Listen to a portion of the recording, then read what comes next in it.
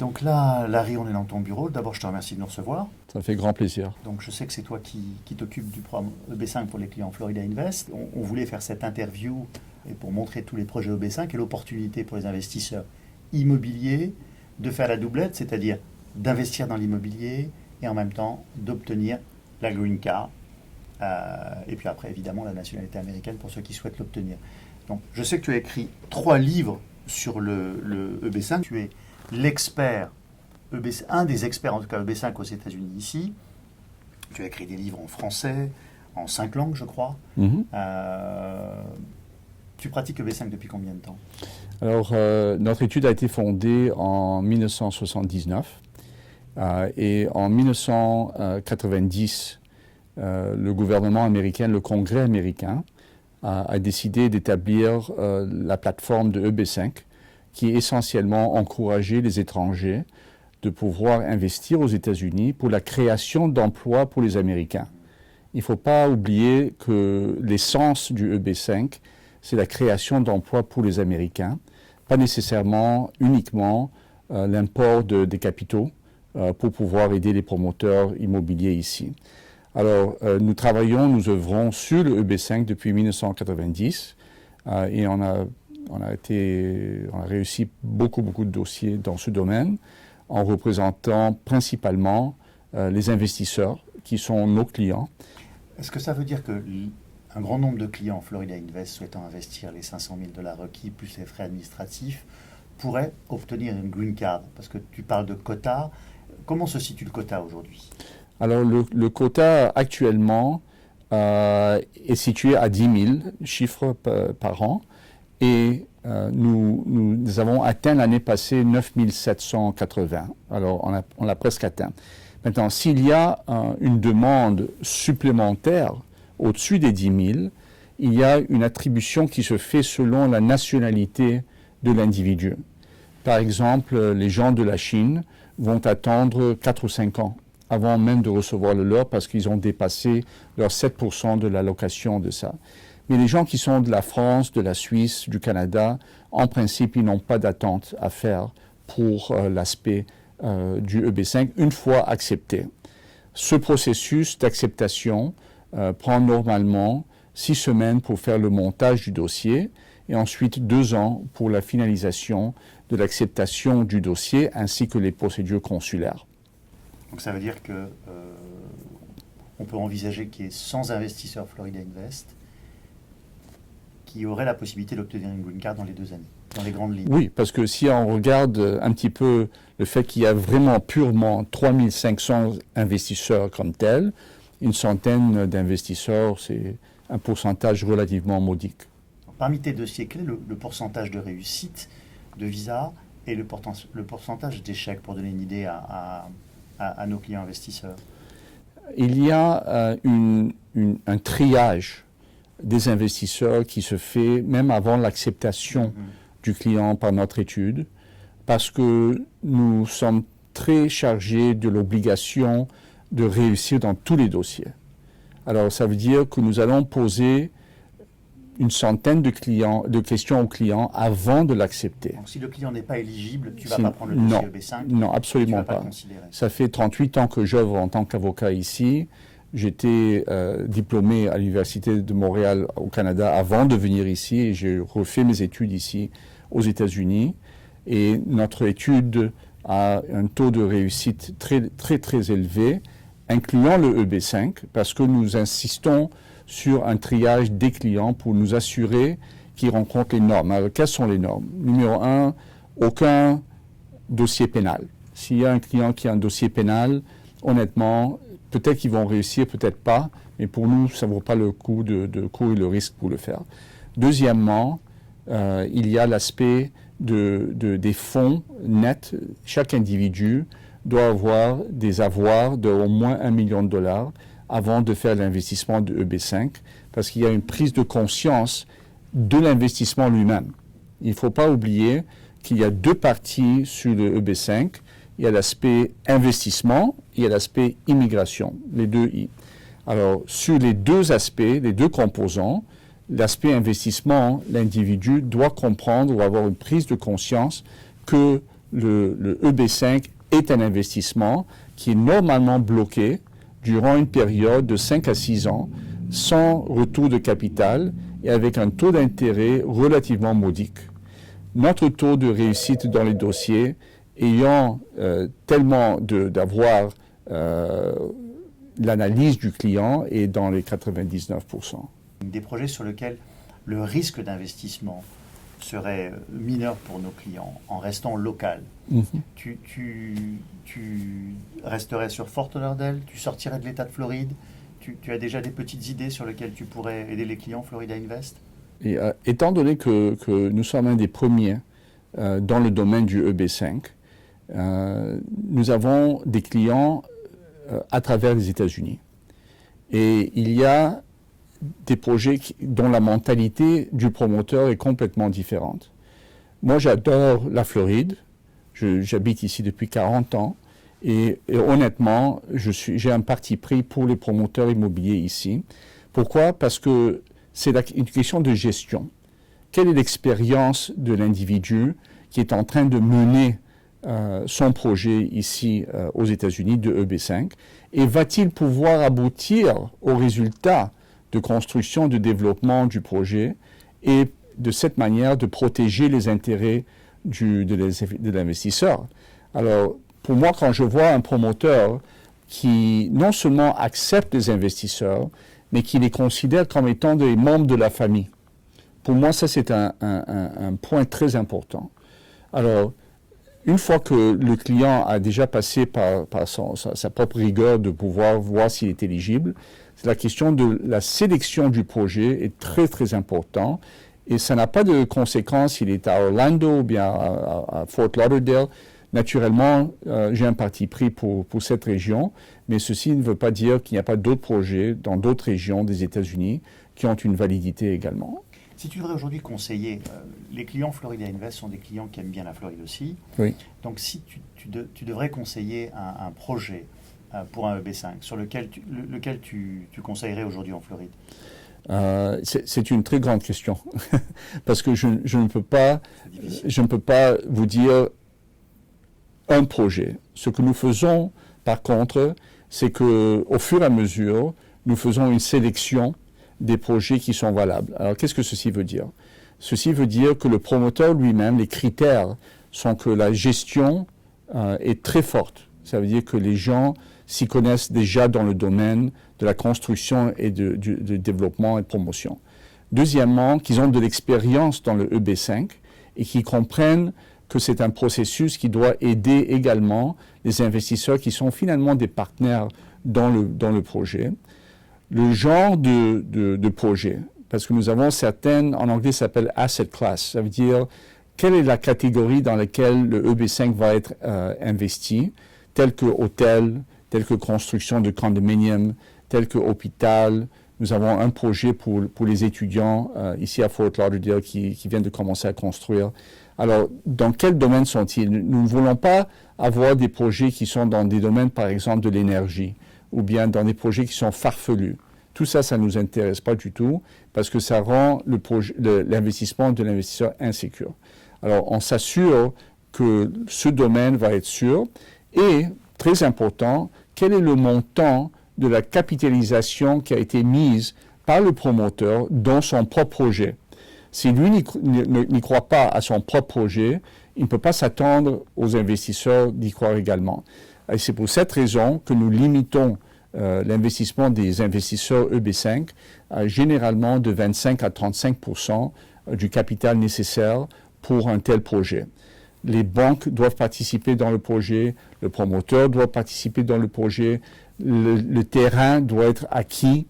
Il y a toutes sortes de critères avant que nous le faisons. Alors, pour arriver à ça, la liste est relativement limitée. Alors, il y a peut-être 10 projets qui rencontrent ces critères et nous faisons un triage avec le client normalement pour être certain que c'est un projet qui les intéresse. En fait, nous avons 10 projets sur la plateforme qui rencontrent nos normes, mais quand on fait l'analyse avec le client, nous allons effectivement de 10 à 3, et ensuite sur les 3 qui sont de la première sélection, nous mettons les gérants au téléphone pour avoir des appels conférences pour poser 4 pages de questions sur le projet lui-même, pour s'assurer que tout le monde est sur la même page, que tout le monde est en train d'avoir les mêmes projets comme tels. Tu m'as parlé d'un hôtel qui était déjà monté, donc dans lequel les risques, entre guillemets, sont extrêmement mineurs pour l'investisseur. Est-ce que tu peux m'en dire un petit peu plus? Alors, nous venons d'être engagés par un hôtel assez important, ici sur la plage à Fort Lauderdale, dont la construction a déjà été terminée, dont l'ouverture de l'hôtel doit avoir lieu d'ici le mois de septembre, et avec tous les employés américains qui vont être embauchés d'un coup. Alors, ceci veut dire que le promoteur va vouloir utiliser les fonds de EB5 pour éliminer les coûts qu'eux ont déjà avancés au niveau de 60 à 70 millions de dollars pour éliminer cette dette. Parce que le coût de la dette de EB5 pour un promoteur est beaucoup plus faible qu'un coût qu'il est en train de payer à la banque. J'ai compris, en fait, c'est un peu comme un reverse mortgage, quelque part. Oui. Il se fait... Ça s'appelle un backload. Un backload. C'est un backload, oui. Payer le développement qu'il a avancé lui-même à travers un programme EB5, et ça fonctionne parfaitement bien. Oui, ça fonctionne parfaitement bien. Et d'ailleurs, les fonctionnaires du gouvernement, quand ils revoient ce genre de dossier, pour eux, ce qui les intéresse le plus, c'est que les 10 travaux qui ont été mentionnés dans le plan économique ont été réalisés par ce projet. Alors, si l'individu, l'investisseur EB5, a mis son capital et les postes ont été créés par le promoteur, en principe, ils vont être tranquilles sur le EB5. Ce qui est très important sur la plateforme de EB5, c'est que c'est surtout pour les enfants. Parce que toute famille qui peuvent inclure les enfants en bas de 21 ans, au moment de la remise du dossier, sont automatiquement inclus. Maintenant, pourquoi est-ce que ceci est important? Non seulement pour avoir la carte verte et une résidence américaine, c'est surtout pour profiter des tarifs scolaires au niveau universitaire. Parce qu'une fois résidents américains, ils peuvent en profiter de la moitié du coût du tarif universitaire que d'être un étranger. Vous savez que l'économie américaine profite d'une industrie éducationnelle au niveau de 3 milliards de dollars annuellement. Et ayant une résidence permanente, l'individu, l'étudiant, va pouvoir en profiter d'un tarif beaucoup plus bénéfique. D'accord. Évidemment, tous les dépendants de la famille, en dessous de 21 ans, bénéficieront d'une green card. Oui. Et ça ouvrira donc les portes de la citoyenneté plus tard pour l'ensemble de la famille, pas seulement de l'investisseur lui-même. Oui, effectivement. La famille va être incluse automatiquement. Les enfants vont être automatiquement inclus, même si l'enfant dépasse 21 ans. Au moment de la réception. Même si l'enfant dépasse 21 ans, oui. Au moment de l'application. Au moment de la réception de la résidence permanente. Fiscalement parlant, nous représentons beaucoup de clients monégasques ou bien suisses. Et souvent, ces gens-là sont affectés par la structure fiscale américaine. Alors, ce que nous faisons dans des cas pareils, c'est que le mari ou la mariée va faire un don aux restants membres de la famille qui vont immigrer aux États-Unis. Avec ce don des 500 000 dollars, les restants vont pouvoir immigrer aux États-Unis avec les enfants. Est-ce que je m'avance si je dis que c'est pas un projet à risque pour un investisseur que d'aller choisir un hôtel déjà monté, déjà terminé, qui va ouvrir, je dirais, demain? Alors, le programme de EB5, statutairement parlant, exige un risque. Alors, mais le mot risque est interprété souvent différemment, dépendant des circonstances.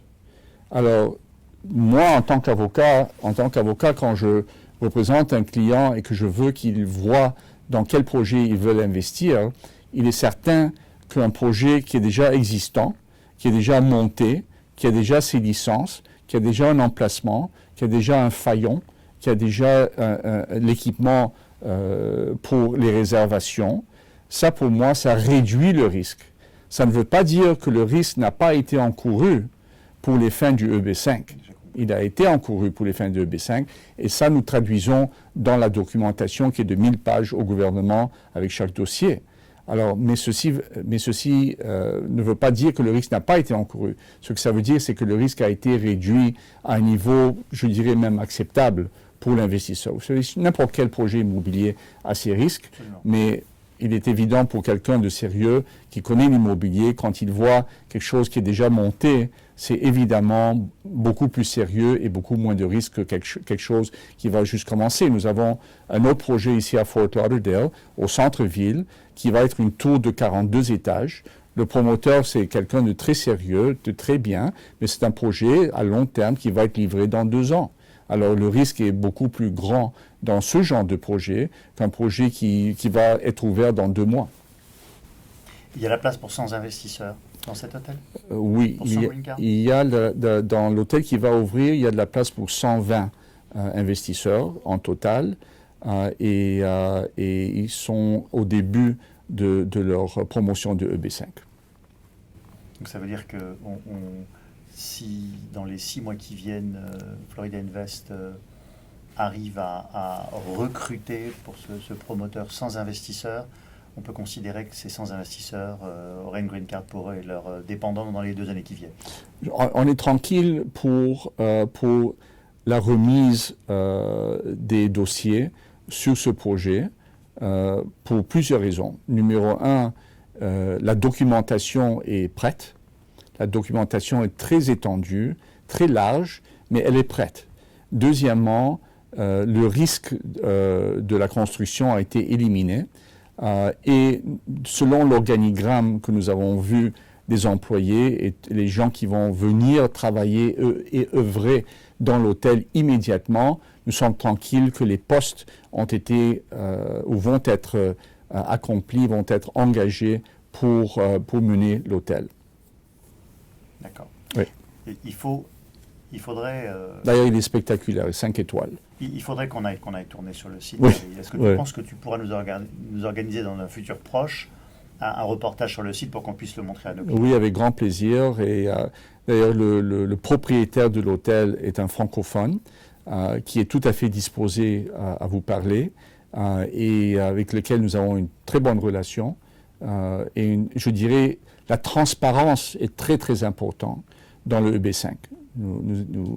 Il y a des millions de dollars qui sont à risque et il est essentiel pour le promoteur d'être honnête et transparent dans tout ce qu'il fait vis-à-vis ses futurs partenaires.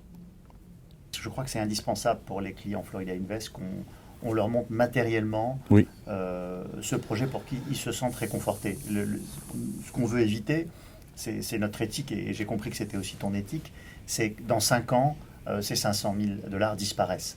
L'objectif, après ces 5 ans ou ces 6 ans, c'est que l'investisseur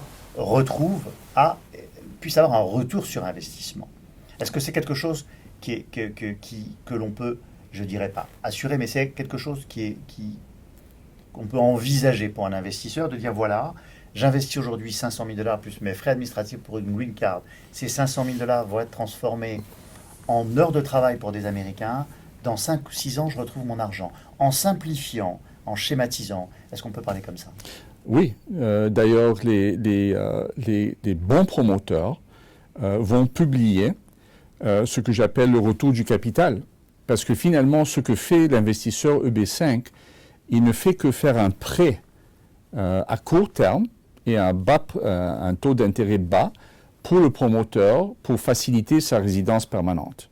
Alors, ce n'est pas chaque projet et ce n'est pas chaque centre régional qui va pouvoir avoir la structuration nécessaire pour aider les étrangers à immigrer aux États-Unis. Ceci étant dit, il y a un prêt qui se fait finalement par les investisseurs. Par exemple, la centaine de vos investisseurs de Florida Invest vont investir 50 millions de dollars à court terme pour pouvoir accéder à leur résidence permanente. Mais il y a un contrat, et tout est signé. Il y a des contrats qui sont signés pour pouvoir avoir le retour du capital une fois que l'individu a conclu sa résidence conditionnelle et sa résidence permanente et que les postes ont été créés. Maintenant, normalement, après 57 mois d'avoir obtenu la résidence conditionnelle, les individus vont pouvoir accéder à une demande de citoyenneté américaine.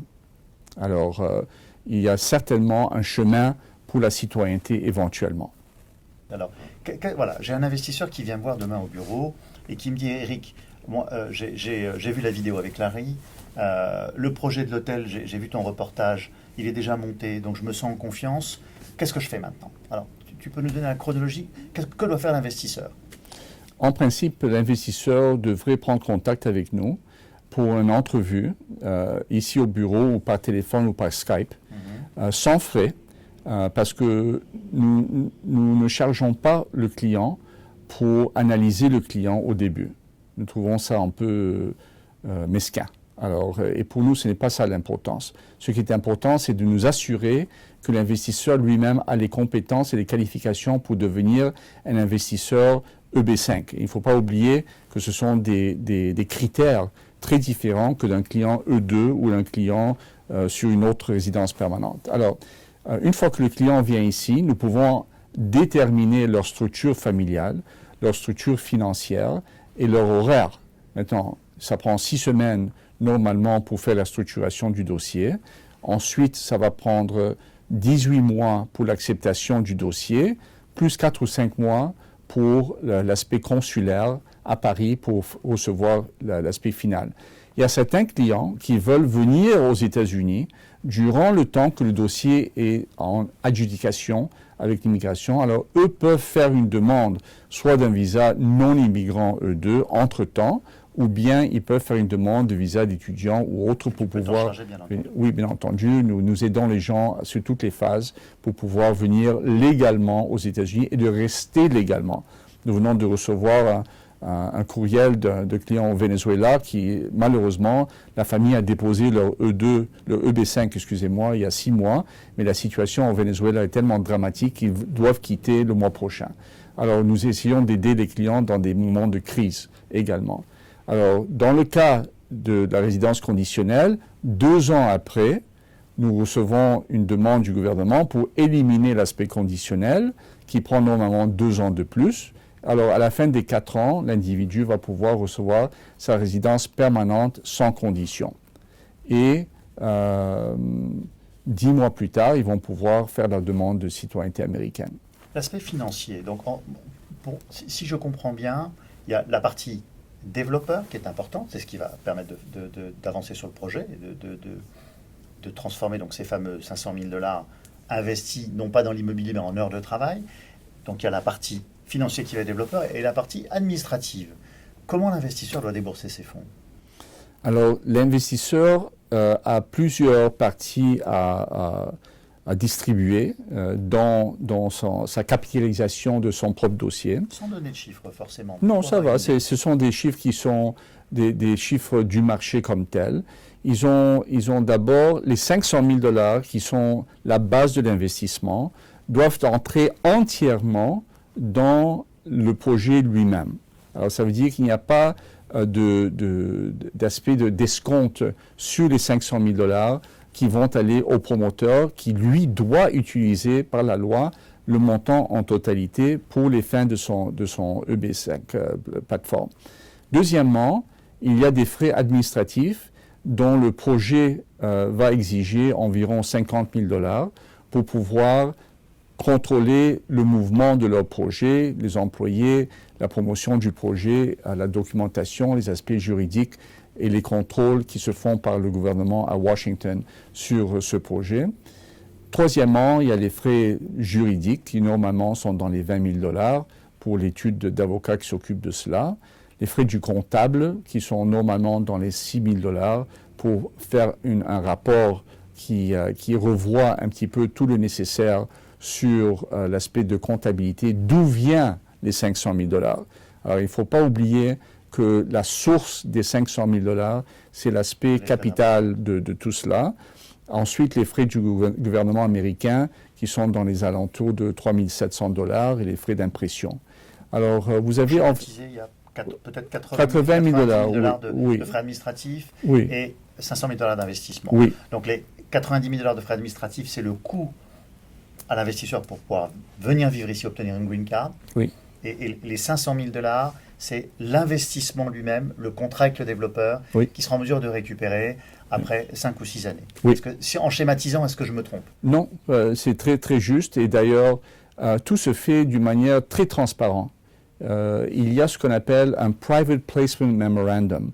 C'est un document de 75 pages qui décrit les obligations de toutes les parties d'une manière très étendue, de pouvoir s'assurer de donner une certaine tranquillité d'esprit émotionnelle et juridique à l'investisseur, que ce qui va signer, c'est un mandat, c'est un contrat, et il a non seulement l'espoir, mais l'expectation de recevoir le retour de son capital à la fin des 5 ans. Et c'est pour ça que c'est essentiel de bien choisir les projets et de choisir des projets qui sont avec les risques les plus abattus.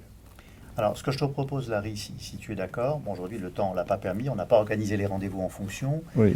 Mais est-ce qu'on peut envisager, est-ce que tu penses qu'on peut intégrer 3 projets sécurs et dans lesquels on pourrait tourner pour les présenter oui, aux clients? Je ne vois aucun problème pour pouvoir le faire, pour aider la compréhension de vos investisseurs de Floride Invest, de pouvoir comprendre la structuration du EB5 et de comprendre la marchandise dans laquelle ils vont investir. Parce que finalement, pour nous, ainsi que pour le marché, c'est une relation. Notre étude a déjà représenté au-delà de 8000 clients durant notre carrière, dont 6000 dans l'immigration. Et notre objectif, c'est de continuer à les bien représenter avec de bons résultats.